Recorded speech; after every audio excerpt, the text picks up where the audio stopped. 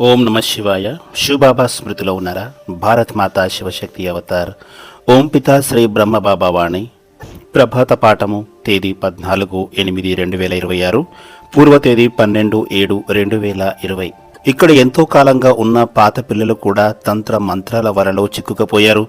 బయటకు రావాలని అనుకుంటున్నారు, కానీ మనసారా బయటకు రావాలనిపించడం లేదు. అలాంటప్పుడు ఫలితం ఏమి లభిస్తుంది?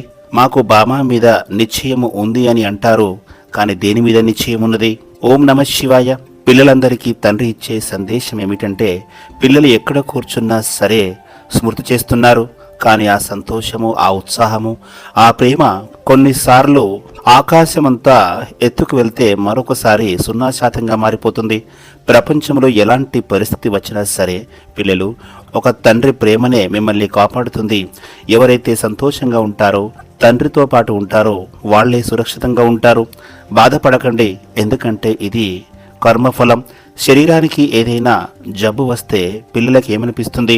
ఆ ఆత్మకే బాధ తెలుస్తుంది. ఎందుకంటే కర్మలు చేసింది ఎవరు, దేనితో చేశారు? ఆత్మ శరీరం ద్వారా చేసింది. అందుకే ఫలితము ఈ రెండు అనుభవించాలి. చూడండి పిల్లలు, బాబా వద్దకు వచ్చిన తర్వాత కష్టాలే రాకూడదు అని ఎవరైనా అనుకుంటే అది చాలా పొరపాటు. అదే నిజమైతే బ్రహ్మబాబా అంతిమ సమయంలో చాలా కష్టపడ్డారు. ఎంతో దగ్గు వచ్చేది, గొంతు పగిలిపోతుందేమో అనిపించేంతగా నొప్పులు కూడా కలిగేవి. అంత తీవ్రమైన దగ్గు, అనారోగ్యం వస్తే దానిని ఏమనాలి? దానిని శివబాబా చేశారా? బాబా ఆ శరీరాన్ని అప్పుగా మాత్రమే తీసుకున్నారు. బాబా ఏమంటున్నారంటే, నేను ఈ ఒక జన్మకే అప్పుగా తీసుకుంటాను, కానీ దానికి ప్రతిఫలంగా 21 జన్మల వరకు భాగ్యాన్ని ఇస్తాను, ప్రపంచానికి మహారాజుగా చేస్తాను. కానీ మీరు చేసిన పాపకర్మల లెక్కలను మాత్రము పూర్తి చేయాల్సిందే కదా. నేను కూడా తప్పించుకోలేదు అని బ్రహ్మబాబా చెప్తున్నారు. శోభా కుమార్తె కూడా తప్పించుకోలేదు. అలాగే ఆత్మలు బాబా వద్దకు వచ్చిన తర్వాత కూడా నొప్పులు, బాధలు కలుగుతున్నాయి అనుకుంటే అది చాలా పొరపాటు. ఎందుకంటే బాబా ఏం చేస్తారు? బాబా ఇచ్చే ప్రేమ ఆ బాధను తట్టుకునే శక్తిని ఇస్తుంది. దానివల్ల బాధ చాలా చిన్నదిగా అనిపిస్తుంది, బాబా ప్రేమ పెద్దగా కనిపిస్తుంది. తద్వారా పరిస్థితి చిన్నదిగా మారిపోతుంది. తండ్రిపై మీకు ఎంత ప్రేమ ఉంది? ఒకవేళ ప్రేమ ఉంటే ప్రతి విషయాన్ని సహించడం తేలికవుతుంది. పిల్లలు ఒకసారి చెక్ చేసుకోవాలి, నా ప్రేమ ఎంత ఉంది అని పరిశీలించుకోవాలి. తండ్రి ఒకే విషయాన్ని చెప్తున్నారు. తండ్రిని నమ్మడం వేరు, తండ్రి మాటను వినడం వేరు. చాలా మంది పిల్లలు మేము తండ్రిని బాగా విశ్వసిస్తున్నామని అంటారు. అవును, మీరు సరిగ్గానే చెప్తున్నారు. తండ్రి కూడా ఆ పిల్లల నమ్మకాన్ని వమ్ము చేయరు. వాళ్ళని ఎంతో ప్రేమిస్తారు. వాళ్ళు చాలా ప్రియమైన పిల్లలే. కానీ దానికంటే మంచి పురుషార్థం ఏమిటి? తండ్రి చెప్పిన మాటను ఎంతవరకు వింటున్నామో అనేది చెక్ చేసుకోవాలి. తండ్రి ప్రతి ఒక్కరి సంకల్పాన్ని వింటారు, అదే విధంగా చూస్తారు. పిల్లలు ఏమంటారు? బాబా, నా కర్మల లెక్కపత్రం చాలా పెద్దదిగా ఉన్నది అని అంటారు. కానీ బాబా ఏమని చెప్తున్నారు? పిల్లలు, ఆది కాలం నుంచి ఇదే జరుగుతూ వచ్చింది కదా. అలాంటప్పుడు అది ఎంత పెద్దగా ఉన్నదో ఆలోచించకండి. వికారాలకు రాజులుగా మనమే మారిపోయాము. అదే విధంగా పతితంగా మారడంలో కూడా రాజులుగా మనమే మారిపోయాము. దేనికైనా నాంది పలికింది మనమే కదా. మరి కర్మ ఫలాన్ని ఎవరు అనుభవించాలి? మనమే పతితంగా మారిపోయాము, మళ్ళీ మనమే పావనంగా మారుతున్నాము. సత్యయుగంలో ఎలా తయారవుతాము? ఇక్కడ మన పరిస్థితి ఏమిటో ఒకసారి చూసుకోండి. కొద్దిమంది పిల్లలు ఎలా ఉంటారంటే, వారు బాబా పిల్లలే, కానీ బాబా పిల్లల వలె నడుచుకోరు. ప్రస్తుతము బ్రాహ్మణ పిల్లల్లో కూడా బాబా పైన అందరికీ పూర్తి నిశ్చయము కలగడం లేదు. బాబా ఇంకెక్కడికి రారు అని చెప్తారు, కానీ మధుబన్కు వస్తారనే విషయాన్ని పూర్తిగా నమ్మరు. బాబా మధుబన్లో నిర్వహించిన పాత్రపై కూడా వాళ్లకు నమ్మకం లేదు. వీరు ఎలాంటి పిల్లలు? అలాంటి పిల్లల గురించి బాబా ఏమంటున్నారంటే, సరే బాబా ఇక్కడికి రావడం లేదని అనుకుందాం, కనీసము ఆ పైన ఉన్న శివబాబానైనా నమ్ముతున్నారా? ఈ బాబాని నమ్మకపోయినా పర్వాలేదు, కానీ ఆ బాబా మాటనైనా వినండి. బ్రాహ్మణ పిల్లల్లో కూడా రకరకాల పిల్లలు ఉన్నారు. ఒకసారి మీరు పరిశీలన చేసుకోండి. తండ్రి మీద నిజమైన నిశ్చయం ఉంటే వేరే వాళ్ళ దగ్గరికి వెళ్లి పిచ్చి పిచ్చి తంత్రాలు, మంత్రాలు, ఇలాంటి పనులు ఎందుకు చేస్తారు? మేము బాబా చెప్పేది వింటాము అని ఒక పక్క చెప్తూనే ఇలాంటి పిచ్చి చేష్టలు ఎందుకు చేయిస్తున్నారు? ఇది నేను కొత్తగా వచ్చిన చిన్న చిన్న పిల్లల గురించి చెప్పడం లేదు. బాబా దగ్గర చాలా ఏళ్లుగా ఉన్న పాత పిల్లలు కూడా ఇలాగే చేస్తున్నారు. బాబాతో ఏమని చెప్తారు? బాబా, మేము మిమ్మల్ని నమ్ముతున్నాము, కానీ బాబా కేవలము మధువనానికి వస్తారని నమ్ముతున్నాము, ఇంకెక్కడికి వెళ్లరని నమ్ముతున్నాము. సరే, ఒకవేళ మీరు అనుకునేది నిజమే అయినప్పటికీ కనీసము ఆ మాట మీదైనా నిశ్చయంగా ఉండాలి కదా. నా బాబా మధువనానికే వస్తారు అని దృఢంగా ఉండాలి కదా. కానీ మళ్ళీ వెళ్లి తంత్రాలు మంత్రాలు ఎందుకు చేయిస్తారు? దీన్ని బట్టి నేరుగా ఏమని చెప్పొచ్చు? మధువనికి వచ్చే ఆ బాబా మీద కూడా మీకు నమ్మకం లేదు, అక్కడ భగవంతుడు వస్తున్నారనే నిశ్చయం కూడా లేదు. నిజంగా అలాంటి నమ్మకం ఉంటే ఇలాంటి పనులు ఎందుకు చేస్తారు? చాలా మంది పిల్లలు ఫెయిల్ అవుతున్నారు. అందుకే ఏమని అంటారు? బ్రాహ్మణుల వృక్షము కదులుతోంది అని అంటారు. ఇప్పుడు అది ఊగుతోంది కూడా. తండ్రి తప్ప బుద్ధిలో వేరే ఎవరైనా వచ్చారంటే మీరు ఊగి కింద పడిపోతారు. అనారోగ్యం రాగానే అయ్యో ఎవరో ఏదో చేయించి ఉంటారు, పద వాళ్ళ దగ్గరికి వెళ్తామని అనుకుంటారు. నష్టం వచ్చినా కూడా పదవి హోదా కాపాడుకోవాలన్నా కూడా పద వారి దగ్గరికి వెళ్లి ఏదో ఒకటి తంత్రం మంత్రం చేయించుకుందామని అంటారు. మరి ఈ సమయంలో బాబా ఎక్కడ ఉన్నారు? తండ్రి గురించి వదిలిపెట్టండి, ఎందుకని పట్టుకుని వేలాడుతున్నారు? ఆ పూజారి దగ్గరకు, తంత్రాలు మంత్రాలు చేసేవారి దగ్గరకు వెళ్ళండి. అలా చేస్తే బాబా ఏమంటారు? పోతే పొండి, కాని దీన్నే ధర్మరాజు ఇచ్చే శిక్ష అని అంటారు. ఇప్పటికీ సమయం మించిపోలేదు. ఇప్పటికీ అర్థం కాకపోతే మీ లెక్క పత్రాల దృశ్యాలు మీ కళ్ళారా మీరే చూస్తారు, ఇక్కడే చూస్తారు. ఎందుకంటే కర్మలు ఇక్కడే చేశారు కదా. సూక్ష్మంగా చేసినవి సూక్ష్మంగానే తెగిపోతాయి. ఇక్కడ పెద్ద పెద్ద పాపాలు చేశారు. బాబా పిల్లలుగా మారి కూడా తండ్రికి ద్రోహం చేశారు. నమ్మకం లేకుండా నడుచుకున్నారు. మరి ఏమని చెప్పాలి? సరే, కర్మ ఫలాన్ని అనుభవించడానికి సిద్ధంగా ఉండండి. బాబా మీకు ఇలా చేయండి అలా చేయండి అని చెప్పలేదా? నిశ్చయం ఉన్నవారికి విజయం కలుగుతుంది, సంశయము ఉన్నవారి వినాశనం కూడా జరుగుతుంది. తండ్రిపై నమ్మకం లేదు కాబట్టే మీరు బయట వాళ్ళ దగ్గరికి వెళ్తున్నారు. మీకు ఎంత నిశ్చయం ఉందో ఆ సత్యాన్ని మీరే పరిశీలించుకోండి. ఇతరులకు బాధ కలిగించే నకిలీ బాబాల దగ్గరికి వెళ్తున్నారు. వేరే వాళ్లకు దుఃఖము ఇచ్చి మీరు సుఖపడాలని ఆశిస్తున్నారు. అది కూడా జరుగుతుంది. ఎందుకంటే ఇది రావణ రాజ్యము. చెడు శక్తుల్లో కూడా బలము ఉంటుంది. మరి ఆ ప్రభావం పడకుండా ఎలా ఉంటుంది? బాబా ఒడిలో ఉంటూ పరీక్షలు వచ్చినా కూడా దాటాలి. బాబా మిమ్మల్ని ఒక దైవీ మూర్తిగా మలుస్తున్నారు, తయారు చేస్తున్నారు. మీకు నిశ్చయం గనక ఉంటే బాబా మీకు గ్యారంటీ ఇస్తున్నారు, మీకు ఎప్పటికీ దుఃఖము రానివ్వరు. కానీ మీ నిశ్చయమే ఓగీసలాడుతోంది. అక్కడికి వెళ్తే సుఖపడతామని అనుకుంటున్నారు. చూడండి, మేము జ్ఞానంలో ఉన్నాము, ఏమీ జరగలేదు. కానీ ఆ బాబా దగ్గరకు వెళ్ళిన తర్వాత నా జీవితమే మారిపోయింది అని అనుకుంటున్నారు. మారిపోయిందా? ఎంత తెలివి తక్కువ పిల్లలు. ఒక్క రోజులోనే తండ్రి మీద నమ్మకం పోయింది. 20 ఏళ్ల నుంచి బాబా దగ్గరే ఉండి ఒకే రోజు బయటికి వెళ్లిపోయారు. ఇదా తండ్రి పట్ల మీరు చూపించే నమ్మకము, విశ్వసనీయత? జీవితాన్ని త్యాగం చేశారంటే ఎలా ఉండాలి? రోగము వచ్చి శరీరము వదిలిపోయినా సరే బాబా మీ దగ్గరికే వస్తామని చెప్పాలి. మనము ఈ పాత ప్రపంచాన్ని వదిలివేసి బాబాకి ఈ జీవితాన్ని ఇచ్చాము.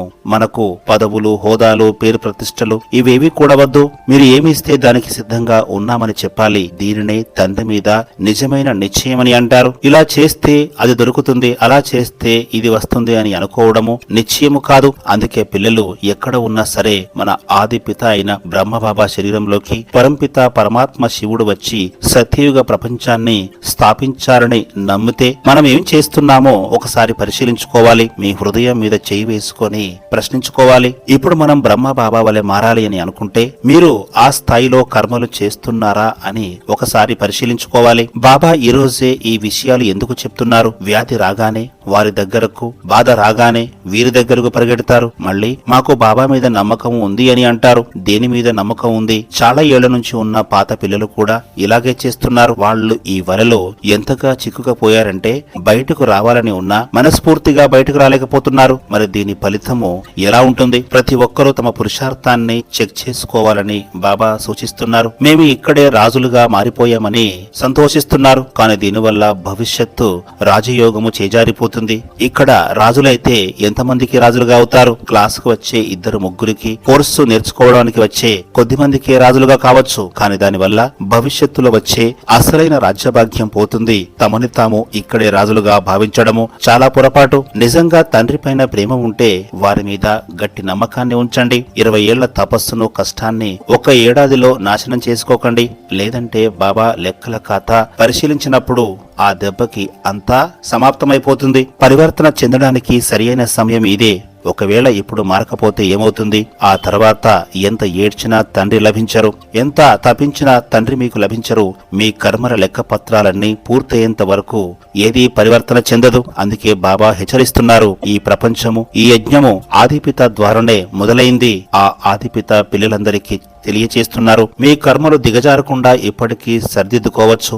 ఇంకా సమయం ఉన్నది. ఒకరోజు మాత్రమే సంతోషాన్ని కలిగించి రానున్న 20 ఏళ్ల దుఃఖాన్ని మిగిల్చే పనులను వదిలివేయండి. ఒకరోజు సుఖం కోసము 20 ఏళ్ల తపస్సును పాడు చేసుకోవడము గొప్ప విషయం కాదు, దానిని మూర్ఖత్వం అని అంటారు.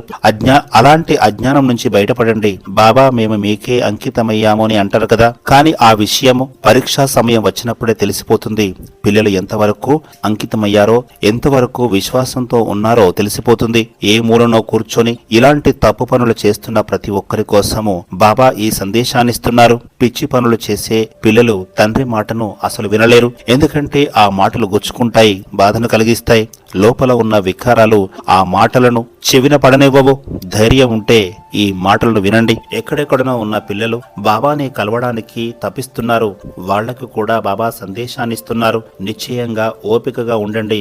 కానీ కొందరు పిల్లలు ఏమనుకుంటున్నారో తెలుసా? ఒకసారి వెళ్లి చెక్ చేస్తే సరిపోతుంది అనుకుంటున్నారు. నిజంగా వారు వస్తున్నారో లేదో చూద్దామని అనుకుంటున్నారు. మరికొందరు ఏమనుకుంటున్నారు? మనము కొన్ని ప్రశ్నలు రాసుకుని వెళ్దాము. ఒకవేళ వారు గనక సమాధానం చెప్తే బాబా అని నమ్ముదాము. ఒకవేళ చెప్పలేకపోతే ఎవరో ఆత్మ వస్తుందని సరిపెట్టుకుందామని అనుకుంటున్నారు. ఇలా ఆలోచించడం అమాయకత్వమే. ఆ పిల్లలకు కూడా బాబా ఏం చెప్తున్నారంటే, మీ స్వంత తెలివితేటలు ఉపయోగించడము ఆపేయండి. లేకపోతే అలా ఆలోచించే సమయానికి వినాశనం అనే పెద్ద అల వచ్చి అంతటినీ కొట్టుకపోతుంది. ప్రేమతో ప్రశ్న అడగడం వేరు, అనుమానంతో ప్రశ్న అడగడం వేరు. మన మనసులోని సందేహాన్ని స్పష్టం చేసుకోవడానికి అడగడం వేరు. కొందరు పిల్లలు ఏమనుకుంటున్నారు? బాబా సగం ప్రశ్నలకే సమాధానం ఇచ్చారు, మిగతా సగానికి సమాధానం ఇవ్వలేదు అని అనుకుంటూ, మరి ఈ బాబా సగం బాబానా లేదా పూర్తి బాబానా ఏమీ అర్థం కావడం లేదే అని అనుకుంటున్నారు. ప్రశ్నకు జవాబు దొరికితే నిశ్చయము కలుగుతుంది, దొరకపోతే సంశయం కలుగుతుంది. బాబా ప్రశ్నను కొద్దిగా తిప్పి చెప్తే వీళ్ళు కూడా తలబట్టుకుంటున్నారు. అలాంటి పిల్లలు బాబాకి వద్దు. పిల్లలు ఎలా ఉండాలంటే బాబా ఏం చెప్పినా వినాలి. ఒకవేళ బాబా ఒక ప్రశ్నకు సమాధానం ఇవ్వకపోతే సరేలే బాబా వచ్చేసారి చెప్తారేమో అనుకోవాలి. మళ్ళీ చెప్పకపోతే ఆ ప్రశ్నకు సమాధానం చెప్పే సమయము ఇంకా రాలేదేమో అని భావించాలి. కానీ పిల్లలు ఏం చేస్తున్నారు? పూర్తిగా మారిపోతున్నారు. ఒకే క్షణంలో సోడా వాటర్ లాగా పొంగిపోవడము, మరుసటి క్షణంలోనే నీరసపడడము, ఈ విధంగా మారిపోతున్నారు. కానీ అలా ఉండకూడదు. నిశ్చయ బుద్ధితో ఉండాలి. బాబా ప్రశ్నకు జవాబు ఇచ్చినా ఇవ్వకపోయినా మీ స్థితి ఏకరసంగా ఉండాలి. బాబాకు అలాంటి పిల్లలే కావాలి. ఒకసారి ఇటు ఒకసారి అటు ఊగిసలాడే పిల్లలతో బాబా ఏం చేసుకుంటారు? మేము విజయమాలను తయారు చేయాలి, దానికి స్వచ్ఛమైన శుద్ధమైన పిల్లలే కావాలి. పిల్లలేమంటారు?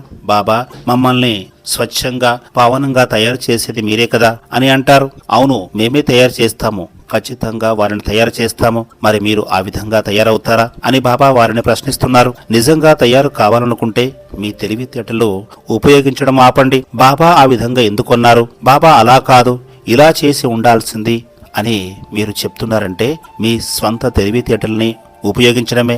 ముందు దీనికి సమాధానం చెప్పండి. బాబా అనేవారు మీరా లేక వారా? అసలు ఎవరు? మీరు బాబా చెప్పినట్లు మారడానికి వచ్చినప్పుడు వారు చెప్పినట్లే వినాలి కదా. భక్తి మార్గంలో కూడా గురువు దగ్గరికి నేర్చుకోవడానికి వెళ్ళినప్పుడు గురువు ఏది చెప్పినా సత్యవచన్ మహారాజ్ అని తల ఊపేవారు. ఇక్కడైతే సాక్షాత్తు తండ్రే ఉన్నారు. ఒకవేళ పిల్లలతో ఏదైనా పొరపాటు జరిగినా దాన్ని సరిదిద్దడానికి తండ్రి ఉన్నారు. అలా కాకుండా మీ స్వంత బుద్ధితో నడిచి ఏదైనా తేడా వస్తే బాబానే చేయించారు అని మాత్రం అనకండి. దానికి బాబా ఎంత మాత్రం బాధ్యుడు కాదు. అందుకే ప్రతి ఒక్క పిల్లవాడి నుంచి బాబా ఏం కోరుకుంటున్నారు? తండ్రిని అందరూ ఎంతో స్మృతి చేస్తారు. ప్రపంచమంతా స్మృతి చేస్తోంది. శరీరాలు ఉన్నవాళ్ళు తలుచుకుంటున్నారు, శరీరాలు లేని వాళ్ళు కూడా తలుచుకుంటున్నారు. కానీ తండ్రి ఏమనుకుంటున్నారంటే, తండ్రి స్వయంగా మిమ్మల్ని గుర్తు చేసుకునేలా మీరు మారాలి. ఓ నా గరాబాల పిల్లలు, ఓ నా హీరో పిల్లలు, ఓ నా నెంబర్ 1 పిల్లలు అని బాబానే మిమ్మల్ని స్వయంగా గుర్తు తెచ్చుకోవాలి. బాబా ప్రశంసకు అర్హులుగా తయారు కావాలి. కానీ అలాంటి పిల్లల జాబితా చాలా చిన్నగా ఉంది. కొందరు పిల్లలు ఎప్పుడు అయోమయంలోనే ఉంటారు. సరే బాబా ఇది చెప్పవా ప్లీజ్ అని అడుగుతుంటారు. బాబా చెప్తారు, కానీ వీళ్లు మాత్రము పురుషార్థం చేయడం వదిలేస్తారు. మీకు ఏమి రహస్యాలు తెలుసుకోవాలనుంది? రానున్న రోజుల్లో అన్ని రహస్యాలు బయటపడతాయి. కానీ దానికి నిరీక్షణ, సహనం కావాలి. కానీ పిల్లలకు అలాంటి ఓపిక లేదు. ఓపిక పట్టడమే అతిపెద్ద పరీక్ష. సరైన పిల్లలు అర్థమైందా? దూరంగా ఉన్న వాళ్ళు కూడా అర్థం చేసుకోవాలి. దగ్గర ఉన్న వాళ్లకు ఎలాగో అర్థమైంది.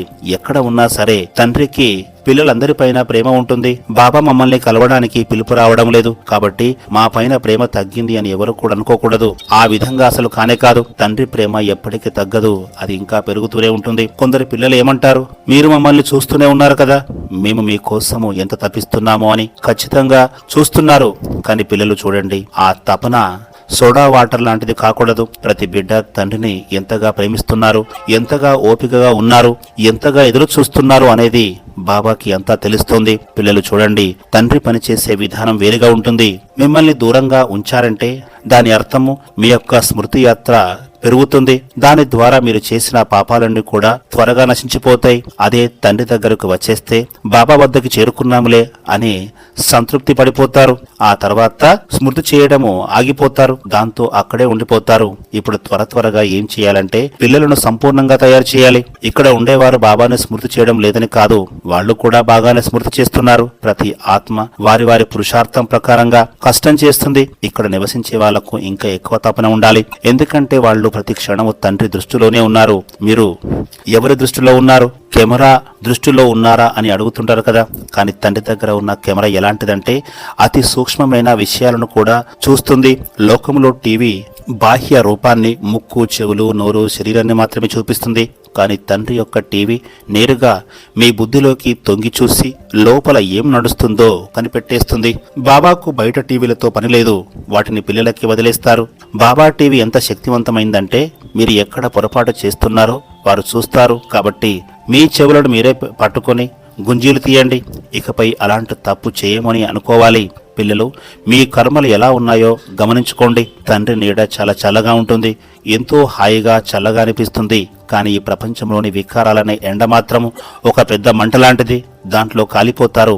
సరైన పిల్లలు, ఎక్కడెక్కడో కూర్చున్న పిల్లలందరికీ ప్రియ స్మృతులు.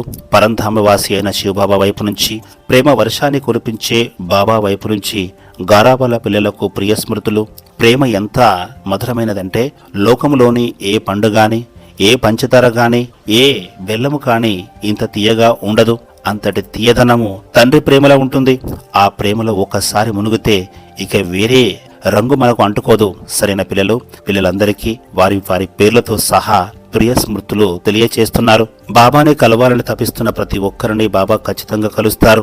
నా బాబా నా కోసం సమయాన్ని నిర్ణయించారు, నా బాబా నన్ను ఖచ్చితంగా కలుస్తారనే పూర్తి నమ్మకం నాకు ఉంది అని మీరు నిశ్చయంగా ఉండాలి. కొందరు పిల్లలు ముందే కలుద్దాము, ఆ తర్వాత జనం ఎక్కువైపోతే మనకు అవకాశం వస్తుందో లేదో అని కంగారు పడుతున్నారు పిల్లలు. కానీ మీ ప్రేమ ఎలా ఉండాలంటే జన సందోహంలో కూడా తండ్రి మిమ్మల్ని చూసి పిల్లలు ఇక్కడికి రండి, నా దగ్గరికి విచ్చేయండి అని పిలవగలిగేలా ఉండాలి. అంత పెద్ద గుంపులో కూడా తండ్రి స్వయంగా ఇలా చెప్పాలి, పిల్లలు మీరు నిత్యము నేను గుర్తు చేసుకునే జాబితాలోనే మీ పేరు ఉంది, ఆ గుంపులోంచి బయటికి రండి, నేను మిమ్మల్ని ఎంతో ప్రేమిస్తున్నాను అని పిలిచేంతగా ప్రేమ ఉండాలి.